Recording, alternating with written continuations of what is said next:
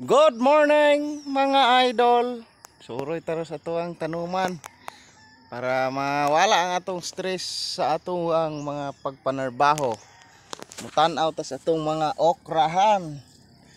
Pot ni dito mga idol ang okrahan nato. Abot ni siya diha kanang nainahawan. Dagko na gyud hapit ni kita makautan ani.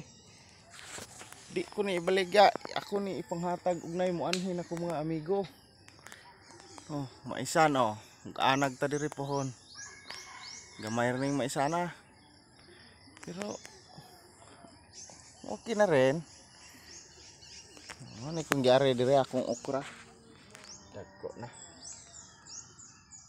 Bay gini okrahan noon mga 20 kilos gini ma-harvest. Put man ni diha. Kamunggay, kaatop.